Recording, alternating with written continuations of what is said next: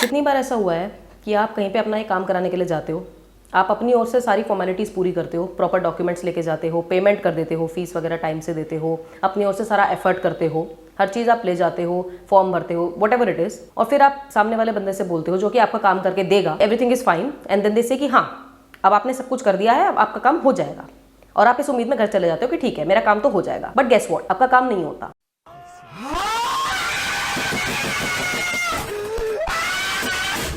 फिर आप दूसरा चक्कर काटने के लिए जाते हो कि भाई हेलो मेरा काम नहीं हुआ, मैं आया था पिछले हफ्ते या जो जितने भी दिन पहले, एंड आपने मेरा काम नहीं करके दिया। फिर वो पर्सन थोड़ा सा ऐसे होता है कि मतलब अच्छा आपका काम नहीं हुआ, एज इफ उसे पता ही ना हो कि आपका काम नहीं हुआ, आपने सब कुछ कर दिया था, आज आपका काम हो जाएगा जरूर।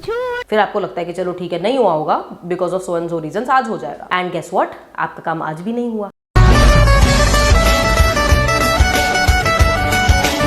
ऐसे करते करते आपने 2-3 चक्कर काट दिए एक छोटी सी चीज के लिए, लेकिन आपके काम बनके होते नहीं है जब तक आप उस बंदे के ऊपर चिल्ला नहीं देते, या फिर आप मजबूर नहीं हो जाते रूडली बोलने पर, या फिर give them a piece of your mind कि भाई why you are not doing it. वो सामने वाला भी चिढ़ता है, लेकिन फिर अल्टीमेटली आपका काम हो ही जाता है। But what I want to say it कि ये बात चिल्लाने पे या ये सब करने पे आई ही क्यों? क्योंकि वो बंदा था इनएफिशिएंट, उसने काम नहीं करना था, वो उसने काम करके दिया ही नहीं। आज हम डिस्कस करने वाले हैं inefficiency in India and particularly inefficiency in Indians. हो सकता है ये काम चोरी की प्रॉब्लम जो है ग्लोबली हो, बट क्योंकि मैं एक इंडियन हूं और एक इंडियन सिटीजन हूं और बचपन से ये चीज देखती आ रही हूं, तो मैं सिर्फ इंडिया के पर्सपेक्टिव से आज ये बात आप लोगों के आगे करूंगी। काम करो भाई काम करो, तुम जग में अपना नाम करो।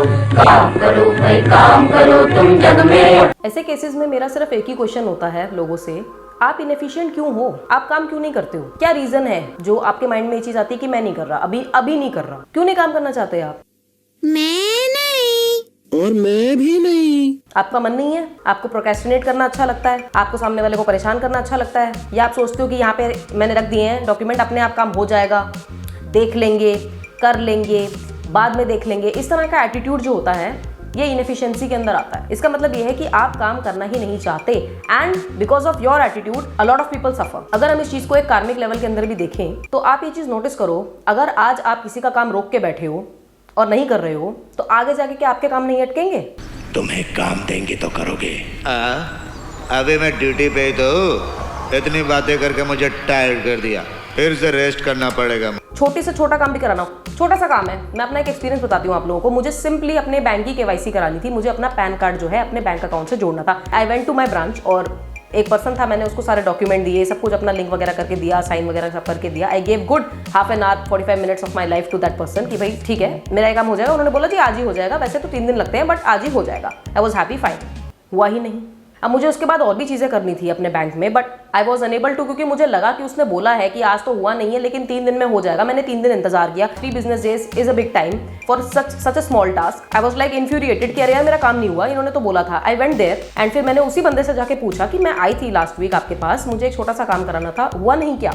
उस बंदे ने मेरी शक्ल देखी, फिर उसने मेरे डॉक्यूमेंट्स ढूंढने की कोशिश की। अब ऑब्वियसली ही लॉस्ट इट, उसने डॉक्यूमेंट्स खो दिए होंगे। फिर उसने बड़े नाइव तरीके से मुझे बोला कि आप दोबारा से ये फॉर्म भर दीजिए और दोबारा से वो लिंक कर दीजिए।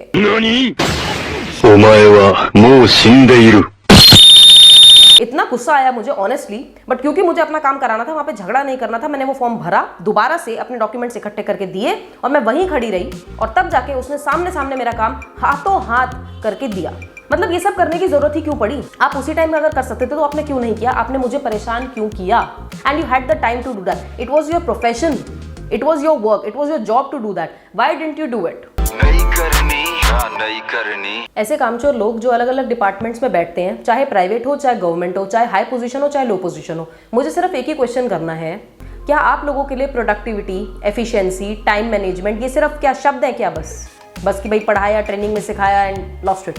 एक चीज होती है टाइम लिमिट। सामने वाले बंदे ने आपको एक टाइम लिमिट दे दी कि भाई it will take a week, it will take 3 business days, तो आप पेशेंटली वेट कर सकते हो कि ठीक है इतना टाइम तो लगता ही है, my work will be done. नहीं दिक्कत होती है तब जब वो टाइम लिमिट के अंदर काम होता ही नहीं है कि भाई हो जाएगा हो जाएगा हो जाएगा, और आपका काम नहीं होता और आप अंदर ही अंदर परेशान होते रहते हो, क्योंकि कई बार एक काम की वजह से आपके 4 काम रुक जाते, लेकिन सामने वाले को थोड़ी ना फर्क पड़ता है इस चीज से। उसने तो बोल दिया अभी हो जाएगा जी, अभी कुछ दिन में कर देता हूँ। इतने लेम एक्सक्यूजेस लोग देते हैं, उन्हें लगता है कि हम बुद्धू हैं, हमें समझ में नहीं आता क्या?